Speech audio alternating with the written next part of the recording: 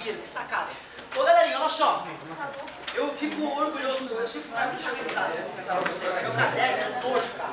Eu até ia bem nas exatas, sabe? Mas o meu caderno, cara, é uma coisa assim que é vergonhoso mesmo. E eu juro que eu tentava me esforçar. Eu pensava assim, um dia eu vou ter um caderno todo organizadinho. Aí eu olhava pra dentro da minha irmã, puta, aquela beleza, tudo bonitinho, cara, chegava a chorar de raiva. E não melhorei. Ô galerinha, olha só. Eu acabei de olhar a prova no celular, então eu fui super honesto. Alguém rouba. Alguém rouba o celular. Não, já parei. Duvido. Ó, a física B, a física B só vai ter fenômeno ondulatório, que é as últimas aulas. Uma questão somatório é teórica. Eu posso te perguntar sobre qualquer um dos fenômenos. O que é absorção? Absorção é quando a onda ganha energia. Né? Vou tentar te enrolar com esse tipo de afirmação. Difratar é quando a onda muda de meio de propagação e desvia. É a refração, né? Difração é o desvio quando contorna um obstáculo, beleza? Polarizar é quando a onda sacode em várias direções. É quando, exatamente, então, ou seja, eu posso tentar te engrupir com qualquer coisa de teoria. É um somatório. E não tem muitas pegadinhas para fazer, saca? Então se tu tá ligadinho ali na teoria, vai ser tranquilo o teu somatóriozinho da física B. E a parte de cálculo é refração. Geralmente quando eu falo refração, meu aluno lá no começo do ano, ele lembra N de chegada, seno de chegada, igual a N de saída, seno de saída. Só que não adianta eu colocar uma questão de ótica de novo, né? Vai ser uma refração, mas não vai ser refração da luz. Ou seja, tu até pode começar escrevendo N de chegada, seno de chegada, igual a N de saída, seno de saída.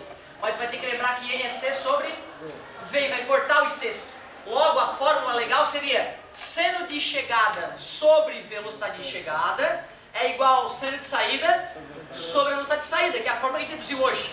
Ou então, seno de chegada sobre lambda de chegada é igual seno de saída sobre lambda. Então, cuidado. A parte da física B que envolve cálculo, eu já cantei a pedra. É refração. E tu vai ter que usar a lei da refração deduzida hoje. Eu te dou tudo. E te pergunto qual é o lambda depois. Qual é a velocidade depois? Só faz a continha. Vamos. Física C. Eu ainda não coloquei gerador. A gente só começou a ver gerador para valer na aula passada. E revimos hoje. Então só vou colocar gerador na bimestral. Nessa vai ter circuito elétrico. Uma eu vou te cutucar mais uma vez com a teoria. Em série a corrente é a mesma. Em paralelo a tensão é a mesma. Em série a tensão é dividida. Em paralelo a corrente é dividida. Certo? Essas noções básicas, assim, bem tranquilo. E na parte de cálculo é calcular a potência. Dou um circuito e pergunto qual é a potência no sujeito tal. É o V vezes I, né? Ou R ao quadrado, ou V ao quadrado sobre R. Qualquer uma das três fórmulas bem aplicadinhas matou a questão. Física E. Estamos trabalhando com campo magnético já nas últimas aulas. Uma questão é teórica. Saber que a Terra é um grande... e que os polos geográficos magnéticos são invertidos ao contrário. Saber que se tu corta um ímã ao meio, separa definitivamente o polo norte do polo sul. Não. Mentira. Inseparabilidade dos polos magnéticos continua tendo sul e norte em cada pedacinho. Beleza? E esquenta demais, aí bomba. Aí mesmo que o campo magnético fica foda. Não. Né? A Maria Curie, eu chamava de Maria Curie, né? Em manezês. A pronúncia correta, ou melhor, né? Menos incorreto, seria Curie. Com biquinho, Curie. Eu não gosto de falar Maria Curie, que parece que é o contrário da Maria que não ri. É Maria que ri e a Maria que não ri. Então eu prefiro Curie mesmo, beleza? Desculpa, nada bem. O Gabriel. O camarão. Não é. Eu vou confessar, o Gabriel, o diretor. O diretor, ele é muito piada na internet, ele confunde o cérebro dele. Chega nas salas professores e ele vomita as piores, aí ele contamina, eu acabei, desculpa, nunca mais. Não. Professor. Coisa Não, é porque ela já morou na França e tal, ela só fala francês, não pode entender. E aí, como é que é a pronúncia então? Curie, é outra coisa. Je peux parler un peu, mais je n'ai pas compris quelque chose. Certo? Meu francês é terrível. Certo? Beleza? Ó, Piada interna. Ó, na verdade é o seguinte, quem entende francês percebe que eu não sei falar bosta mesmo. É isso, certo? Ô galerinha, eu fiz um ano de francês, mas não, né, talvez para não passar fome, né? É que nem na Alemanha eu sei pedir socorro, água, chopp. Mas é óbvio, eu fui pra Alemanha e pensei, eu preciso tomar chopp, preciso comer batata frita, né? Comer Bratwurst, então, e pedir socorro. Hilfe, treinava isso. Pedir socorro. Ó, o que eu preciso da teoria de campo magnético, então? A Maria descobriu que se esquentar demais, não vou nem mais falar o sobrenome, agora que eu descobri que alguém fala francês, não dá para arriscar. A Maria descobriu que esquentando demais, o que acontece com a propriedade magnética? Perde a propriedade magnética. Qual é a explicação para perder a propriedade magnética? As moléculas ficam muito agitadas e a organização que existia se perde. Lembrando que o Weber dizia que existem ímãs elementares, né? O que é uma substância ferromagnética? Fortemente atraída, paramagnética. Fracamente atraída, diamagnética. Fracamente repelida, pouco repelida. Show de bola. Então uma das questões de somatória é teoria. Light pra galera que se enrola na matemática e garante pontinho. E a parte de cálculo, eu peço para te calcular o campo magnético perto de uma, né, no centro de uma espira ou nas proximidades de um fio reto. Qual é qual eu não sei. Mas para tu não te esquecer, né, vocês devem lembrar que essa aqui é a fórmula para espira, né? Não, porque a espira não tem o fio, né? Por isso que eu estou pedindo ou fio reto ou espira. Solenoide não tem graça, né, cara? Quando o cara faz um solenoide, o cara sabe qual é a fórmula. Porque vai ter que ter o N, que é o número de espiras, vai ter que ter o L, que é o comprimento do solenoide. Fica assim a fórmula, μ0i vezes N sobre L. O que é o N mesmo? Número de voltas, número de círculos, números de espiras. Show de bola. Alguém lembra de cabeça já o μ0?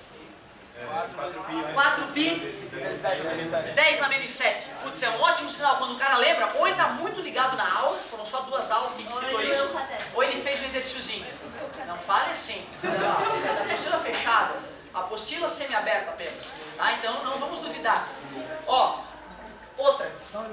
Eu entendi a colocação da colega. Se tu toda hora está com a apostila aberta e só lê o que está dizendo, tu não está tentando acessar a informação do teu cérebro, teu neurônio não tem que se esticar e fazer uma sinapse com outra, entendeu? Por isso que realmente é preferível tu errar tentando, certo? E depois conferir, pum, errei. E corrigir do que simplesmente ficar lendo. É verdade.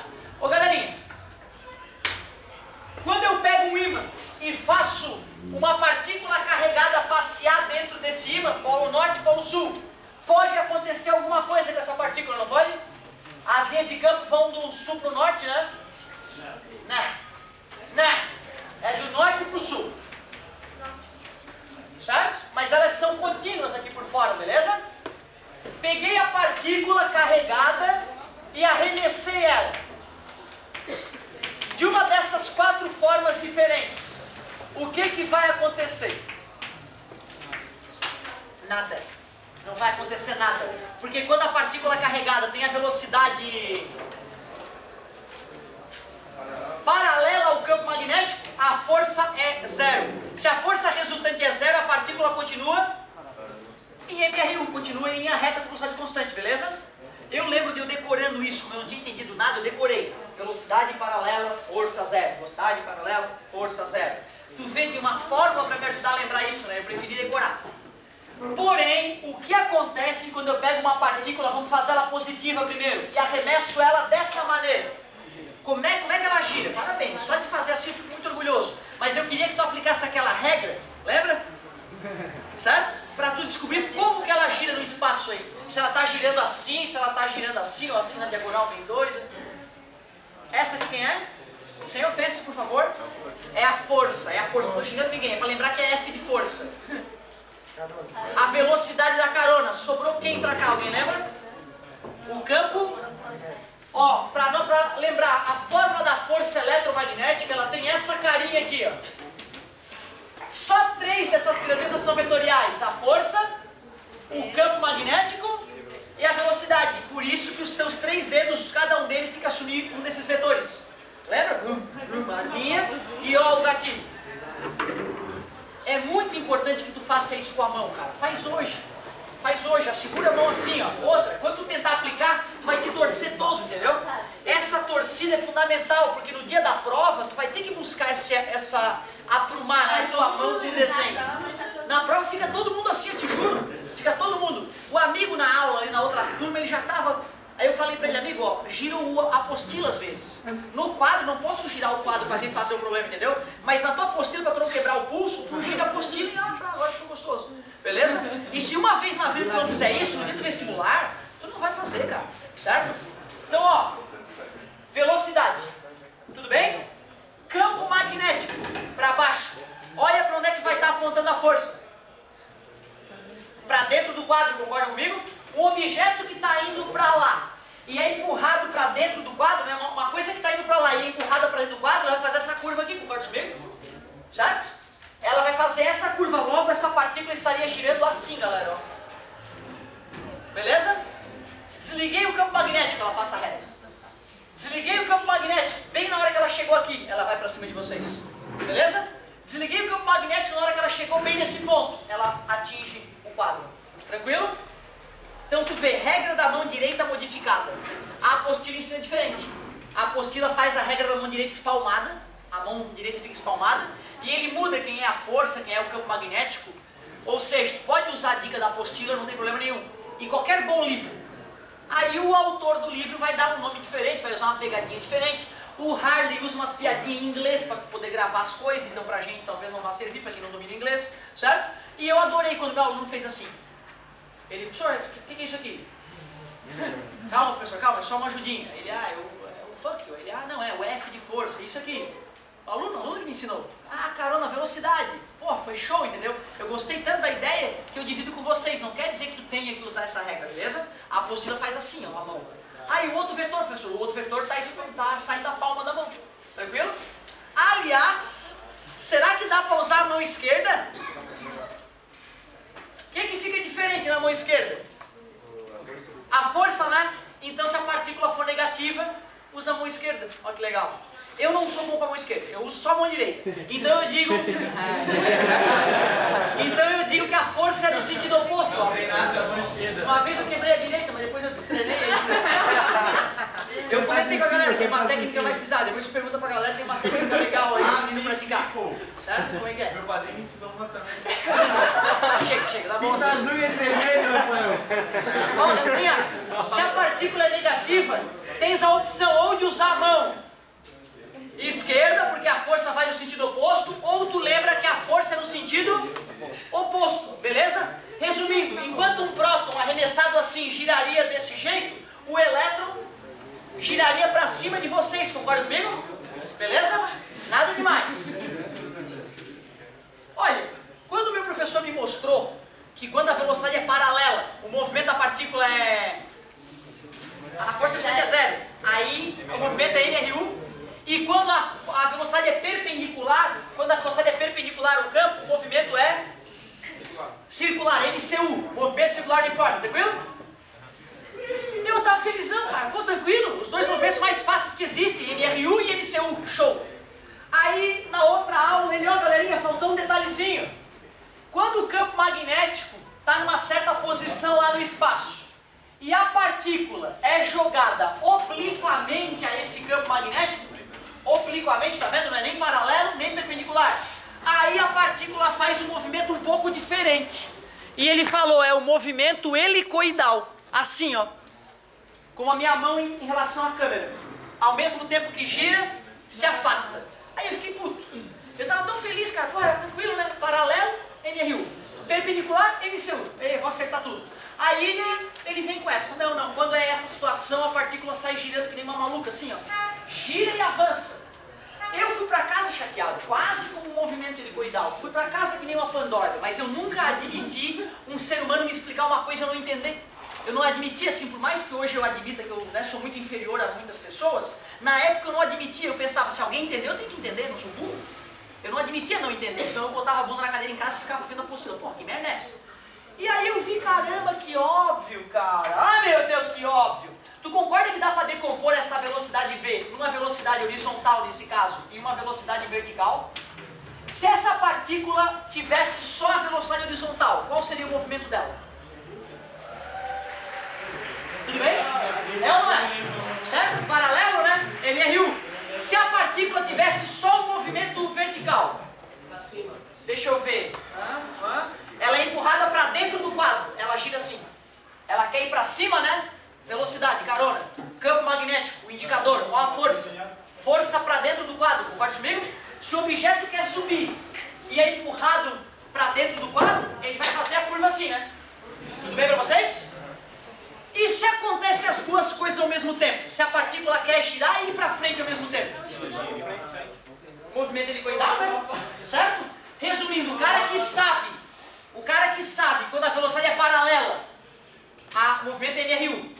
O cara que entendeu que quando a força é perpendicular, o movimento é o MCU, ele, por decomposição de vetores, tem a obrigação de concluir que quando a velocidade é oblíqua, ocorre ao mesmo tempo o movimento circular MRU, o que gera um movimento chamado helicoidal, em forma de hélice, se quiser. Beleza? Helicoidal. Show de bola. Tu imagina tu no laboratório, cara, pegar uma luz que vem lá do feixe laser, joga no campo magnético, em vez de ela ficar girando em círculo ou passar reto, ela fica girando assim no espaço, ó.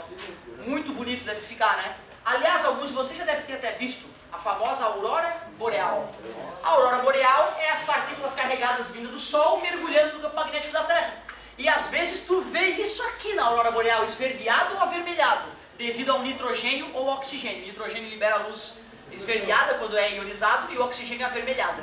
Por isso que as auroras boreais são, né, esverdeadas ou avermelhadas. Tem um site na internet que filma ao vivo a aurora boreal o tempo inteiro. Certo? Tem câmera instalada nos polos do planeta para tu detectar, porque a aurora boreal é indicativo da intensidade dos ventos solares. Houve uma ocasião que as auroras boreais chegaram próximo dos trópicos, cara. Tamanha energia vinda do Sol. Vento solar. Partículas carregadas vindo do Sol. São uma bomba atômica, certo? Está ocorrendo fusão de hidrogênio gerando hélio. E isso libera uma porrada de radiação dos raios gama, as ondas de rádio. Vem tudo em direção à Terra. Então tá perto da aurora boreal, não é legal? Não é que não, lá não tem problema. Tu está lá, tá tranquilo. Mas uma aurora boreal muito forte é um indicativo de que o Sol está expelindo muita energia e pode gerar problemas. Nessa ocasião em que a aurora boreal foi detectada próxima dos trópicos, não existiam redes elétricas no mundo ainda, só rede telefônica. E as fiações telefônicas eram fininhas, derreteram todas devido à radiação eletromagnética que atingiu. A corrente induzida foi tamanha que queimou as redes telefônicas da época. Olha que local, que legal, que ruim. Queimou por quê? Ó, mas por que, né, que isso acontece? Isso eu só vou explicar profundamente mais em próximas aulas. Mas a ideia é a seguinte: a natureza ela é muito simétrica, certo? Ou seja, se um cara disse que corrente elétrica gera campo magnético, só a carga elétrica já gera campo elétrico. Mas para a carga elétrica gerar campo magnético, ela tem que se deslocar, ela tem que sacudir, beleza? Então corrente elétrica, cargas elétricas em movimento geram campo, experiência de Ørsted, beleza? Os físicos de outros tempos que haviam estudado outros fenômenos, eles já percebiam que a natureza era muito simétrica. Até tem a lei da ação e reação, né? Mostrando de certa forma a simetria. Eu nunca vou poder fazer força nela sem ela fazer a mesma força em mim. Que loucura isso, né? A natureza não permite tu bater no objeto sem que o objeto bata em ti com a mesma maldita força.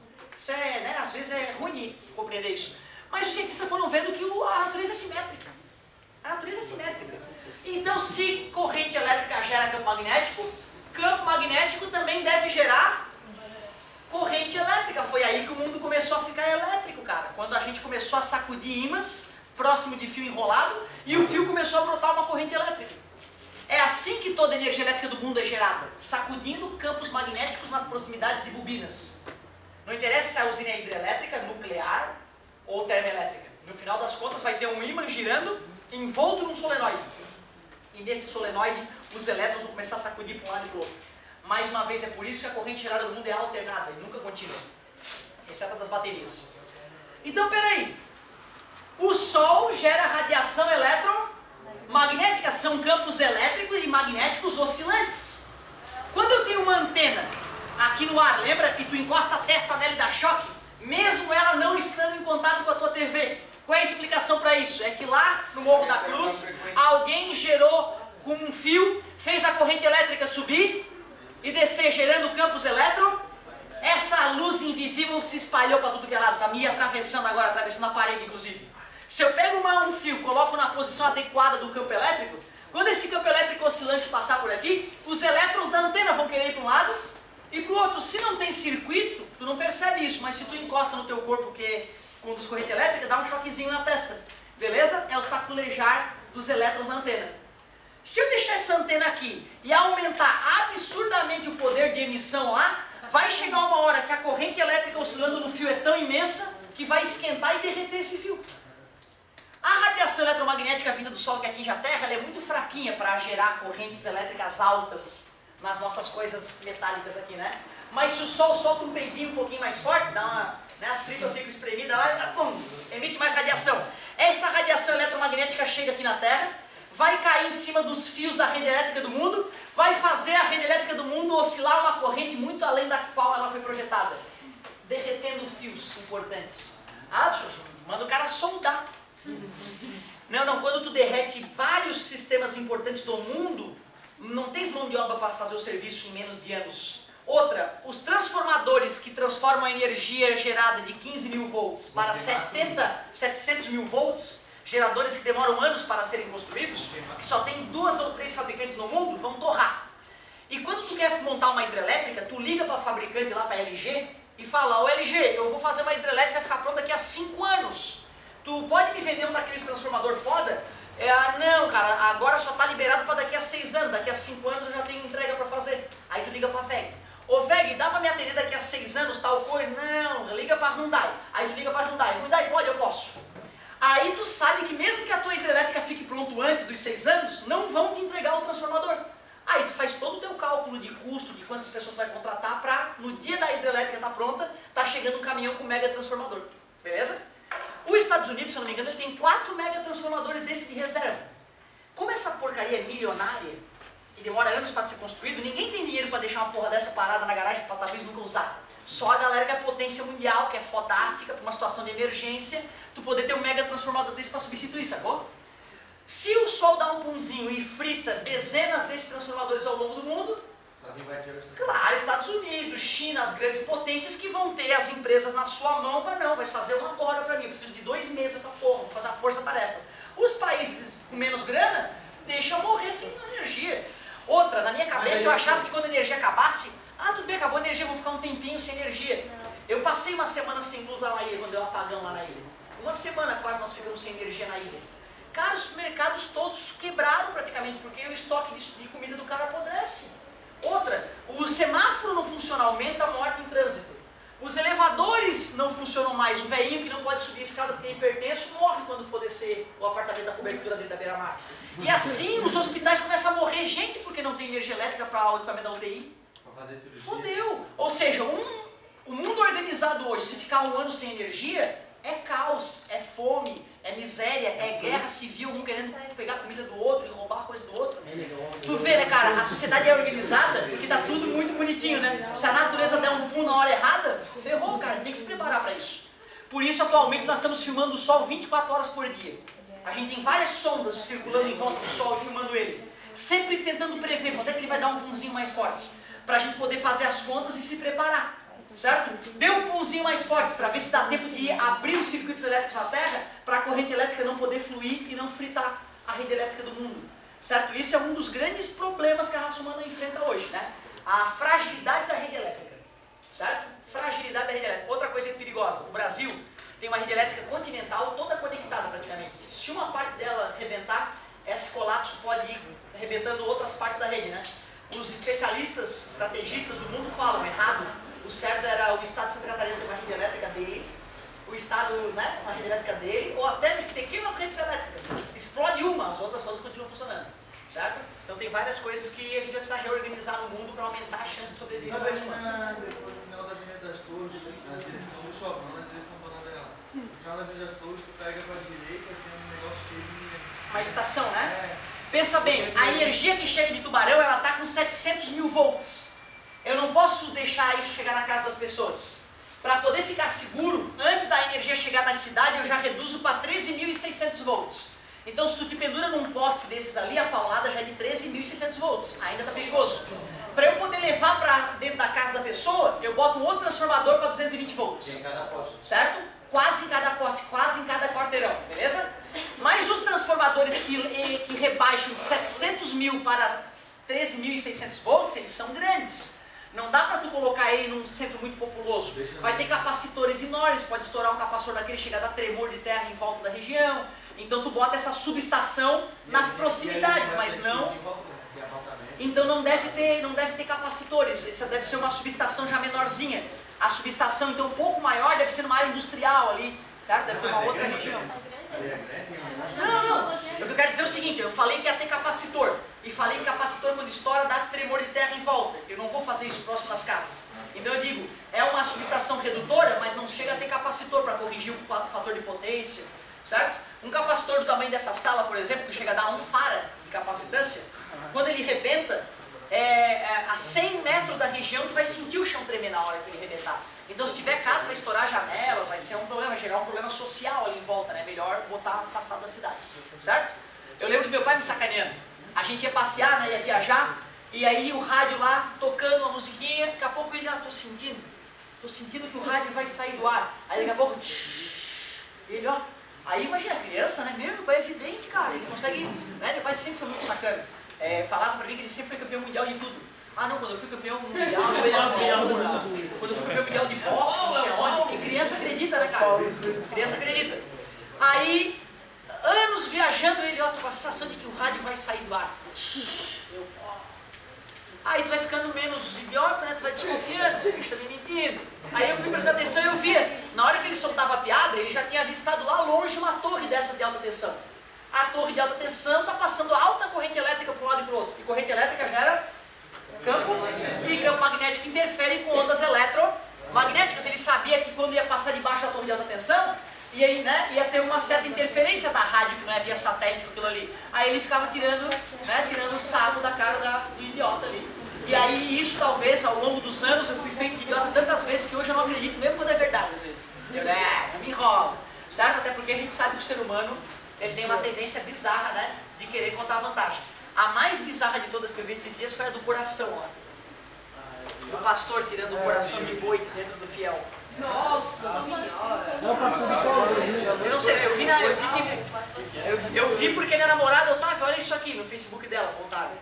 Aí o pastor vai lá e faz uma exorção toda e aí cai um coração na barriga do cara. E o fiel continua vivo mesmo sem coração. Olha como Deus é belo, gente. Eu preciso, né, ir para essa igreja e me curar. Para que ele arregle meu cérebro, eu continue mais inteligente. E o mais curioso, parecia um coração de boi, não de humano. Que coisa, né? Engraçado, tu vê, ele tinha uma anomalia que fez o coração dele ficar com um coração de boi, pequeno coração de boi. Tristeza, né, cara? Eu te digo isso só pra tu ver, né, cara, como tem coisas bizarras que acontecem e tem fiel que vai aceitar, gente, tá? Tem um monte de gente que vai aceitar, tem um monte de gente que vai na igreja do cara pedir pra ele fazer a mesma coisa que tem problema de coração, vai virar o coração. Não, pastor, eu tiro meu coração, eu também quero ficar bom. Que bizarro, né, galerinha? Tem que ficar ligado. Fígado, é isso? Bota outro ali, né, cara? Ou melhor, tira, que aí não vai, né? Total flex vai ficar, né? Pode ter metanol. Bota carga elétrica. Completa aí. Olha que interessante. Olha que pergunta interessante. Professor, qual é a carga elétrica para matar uma pessoa?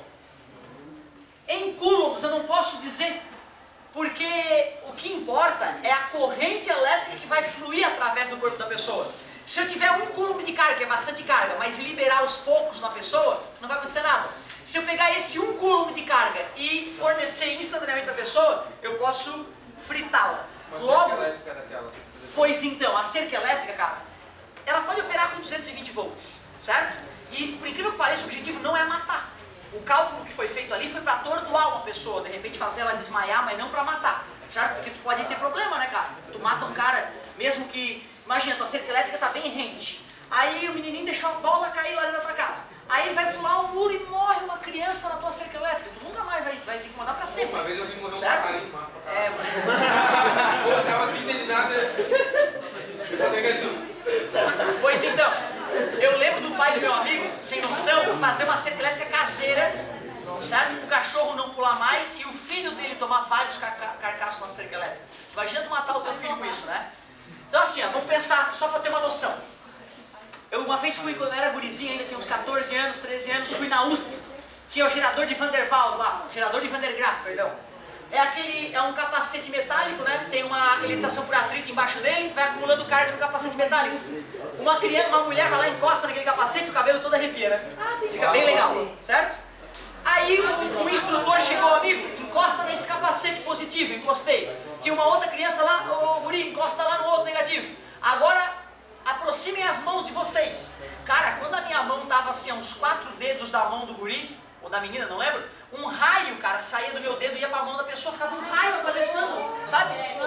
Cara, bizarro. E dava uma cosquinha. E eu, nossa, cara, como é que isso acontece? Ele falou, não, é porque entre o teu dedo e o dedo da menina, ou do guri, tem 50 mil volts. Aí eu me caguei todo.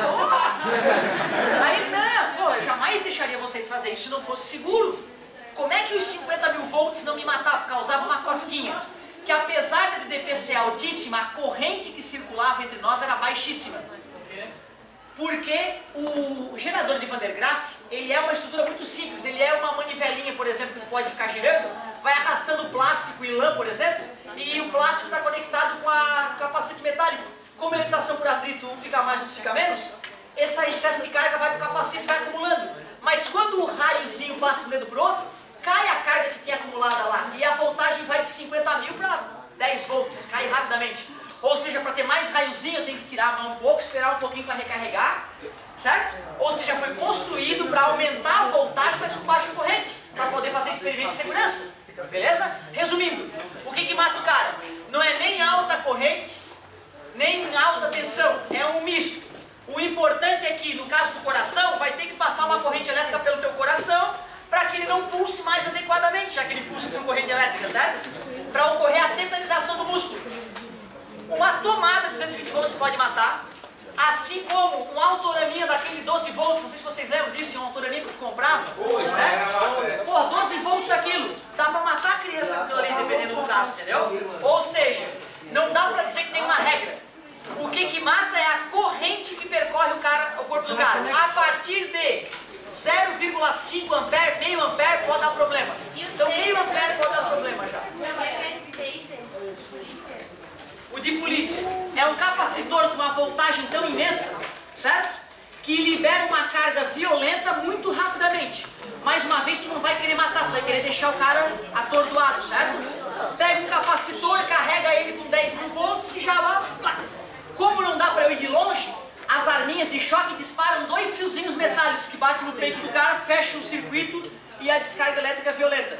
Aquela arma já de choque que não é arminha, né, que pega na mão, a DDP é entre 2 eletrodos próximos da mão, tu tem que atingir o pescoço do cara, ou seja, se o cara for bom de te pegar, né? Tem que ser só o pescoço, tem que ser só o pescoço. Pra garantir que o cara vai desmaiar, sim. Porque no braço, no braço, o cara vai tomar uma pancada, mas se o cara é muito grosso e aguenta a dor, entendeu? Ele vai te moer, né? Certo? Então tem que ser uma pro cara ajojar. Ó, uma muito legal, a gente falou um pouquinho de eco esses dias, né? Reverberação, eco, reforço sonoro. Tem uma arma de controle de massas que é muito legal, que é por som. O som jogado na galera pontualmente é tão violento que Fordão senta e chora. Por que se usa esse tipo de arma? Imagina os hooligans lá da Inglaterra brigando um com o outro, certo? Tu não pode botar um monte de policial no meio dos caras, um batendo no outro. Tu pega esse alto-falante ninja, cara, tu só liga. Ih, aquele barulhinho bizarro, neguinho deitando no chão, para. Na hora que tá todo mundo ajojado, tu desliga o barulho, tu vai lá, prende os caras. É um baita, mas cabe em carro também. E cabe em navio. Tem muito navio de rico aí, né? Imagina, tu vai lá, comprou um passeio pela Europa, 15 dias de cruzeiro. Aí a tua família toda tá lá, aí tem uns bandidos lá que sabem, porra, o navio dos ricos vai passar aqui perto. Vamos pegar nossa lanchinha, vamos encher de arma, vamos assaltar o navio dos ricos, limpar a carteira dos ricaços e sair com alguns milhares de dólares do navio. Virou moda. É a pirataria moderna. Eu não tenho o direito de pegar um cara armado e deixar um cara armado no navio de passeio, entendeu? Com uma metralhadora, certo? E o ricão também não vai gostar dessa brincadeira, né? De saber que tem cara armado no navio. Por que tem cara armado no navio? Os caras instalaram isso em navios de cruzeiro, sacou? Ou seja, os piratas estão chegando com um barquinho, mesmo que eles com protetor auricular. Tu bota aquela porcaria na direção do barquinho, a pressão sonora que chega é tão violenta que o cara não consegue nem pilotar o barco direito, não vai ter energia para assaltar o negócio, sacou? Então tu vê que uma arma foda, né, cara, de controle de massa. Muito melhor do que dar um choque às vezes no cara, tu tem que fazer a energia chegar lá, né? E para não precisar matar, tu atordoa com um som absurdo. Não tem tecnologia para fazer uma arma, uma pistola assim? Pois então, cara, realmente é possível que um dia seja tão pequenininho que tu consiga atordoar com uma pistolada sonora dessa. Ainda não, ainda não. Certo? Cara, o cochicho tem várias. O cochicho tem umas que dá pra estourar o tímpano, bonito, certo? Eu não sei se vocês já viram competição de som, mas não de competição dessas pra música sair. Não é pra sair música, nem tem música. Os caras colocam várias subs, várias caixas de som poderosas.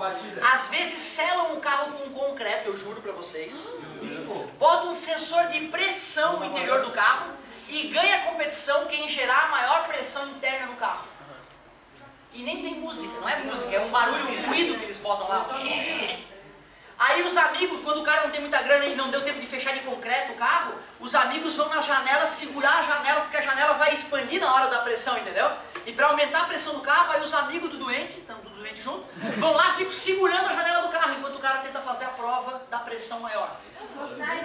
O mais absurdo, o cara gastou 50 mil em som, que não sai música, não tem um aparelho de som que sai música, gente, é só para dar um baque. Bizarro, né, cara? E quanto que ele gastou? 30 mil. E quanto vale o carro? 6 mil. É quase a carro. Amigo, por que tu não pegou os 36 mil para um carro legal pra ti? Não, porque eu quero ganhar uma competição de som. Cada louco na sua mania, mas existe. Existe. Quando eu fui instalar, eu lembro que eu ganhei meu XR3, né, meu pai. Porra, cara, imagina, 18 anos ganhar um carro. Isso é louco. Ah, meu Deus, né, cara? O ego lá nas alturas. Aí eu, pô, vou botar um sonzinho, né? Todo mundo tem som no carro, vou botar um sonzinho. Cheguei pro cara, som pra dentro ou pra fora? Como assim, senhor? Não, tu quer escutar o som fora do carro ou dentro do carro? Eu nem sabia que podia perguntar isso. Eu suponho que eu vou instalar o som do carro, eu vou estar no carro, né? Eu vou escutar o som. Eu fiquei apavorado, mas existe, cara. Tem cara que não quer.